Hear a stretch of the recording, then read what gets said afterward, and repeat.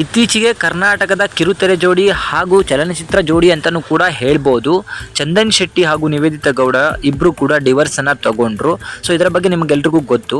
ಆದರೆ ಇವರಿಬ್ಬರು ಮಧ್ಯೆ ಇರುವಂತಹ ಡೈವರ್ಸ್ಗೆ ಕಾರಣ ಸೃಜನ್ ಲೋಕೇಶ್ ಅಂತ ಹೇಳಿ ಹಲವಾರು ಕಡೆ ನ್ಯೂಸ್ಗಳು ಬರ್ತಾ ಇದೆ.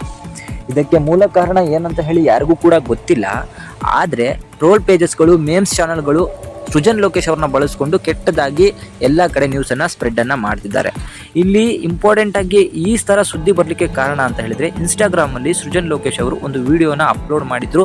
ಮೇ 12ನೇ ತಾರೀಕು ಅಂದರೆ ಒಂದು ತಿಂಗಳ ಹಿಂದೆ ಒಂದು ವಿಡಿಯೋವನ್ನು ಸೃಜನ್ ಲೋಕೇಶ್ ಅವರು ಇನ್ಸ್ಟಾಗ್ರಾಮಲ್ಲಿ ಅಪ್ಲೋಡ್ ಮಾಡಿದರು. ಅದು ನಿವೇದಿತಾ ಗೌಡ ಅವರ ಜೊತೆಗಿರುವಂತಹ ಫೋಟೋಸ್ ಮತ್ತು ವಿಡಿಯೋಗಳನ್ನ. ಅದಕ್ಕೆ ಕಾರಣ ಏನಂತ ಹೇಳಿದರೆ, ಆ ವಿಡಿಯೋ ಅಪ್ಲೋಡ್ ಮಾಡಲಿಕ್ಕೆ ಕಾರಣ ಅವತ್ತು ನಿವೇದಿತಾ ಗೌಡ ಅವರ ಒಂದು ಬರ್ತ್ಡೇ ಇರ್ತದೆ. ಸೊ ಅದಕ್ಕೋಸ್ಕರ ಅವರು ಅದನ್ನು ಅಪ್ಲೋಡ್ ಮಾಡಿರ್ತಾರೆ. ಸೊ ಕೆಳಗಡೆ ಏನೋ ಕ್ಯಾಪ್ಷನನ್ನು ಬರೆದು 2 ಹಾರ್ಟ್ನ ಎಮೋಜಿಗಳನ್ನು ಕೂಡ ಹಾಕಿರ್ತಾರೆ. ಆದರೆ ಅದಾದ ನಂತರ ಸೃಜನ್ ಅವರ ಧರ್ಮಪತ್ನಿಯವರ ಬರ್ಡೇ ಕೂಡ ಬರುತ್ತೆ. ಅವತ್ತು ಸೃಜನ್ ಅವರು ವಿಡಿಯೋಗಳನ್ನ, ಫೋಟೋಸ್ಗಳನ್ನ ಶೇರ್ ಮಾಡ್ತಾರೆ. ಜೊತೆಗೆ ಕ್ಯಾಪ್ಷನನ್ನು ಬರೀತಾರೆ, ಅಲ್ಲಿ ಹಾರ್ಟ್ನ ಎಮೋಜಿಯನ್ನು ಹಾಕಿರೋದಿಲ್ಲ.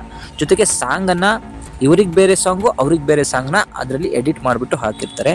ಸೊ ಅದರಲ್ಲೂ ಕೂಡ ಹಲವಾರು ಜನ ಸೃಜನ್ ಲೋಕೇಶ್ ಅವರ ನಿವೇದಿತಾ ಗೌಡ ಜೊತೆಗಿರುವಂತಹ ಫೋಟೋಸ್ಗೆ ಕಮೆಂಟ್ಸ್ಗಳನ್ನ ಹೊಡೆದಿರ್ತಾರೆ. ಅದರಲ್ಲಿ ಯಾರೋ ಒಬ್ಬ ಹೇಳಿರ್ತಾನೆ, ಚಂದನ್ ಶೆಟ್ಟಿ ಮುಂದೆ ನೀನು ಡಿವೋರ್ಸ್ಗೆ ಅಪ್ಲೈ ಮಾಡಬೇಕು, ಅದಕ್ಕೆ ಡಾಕ್ಯುಮೆಂಟ್ಸ್ನೆಲ್ಲ ರೆಡಿ ಮಾಡ್ಕೋ ಅಂತ ಹೇಳಿ.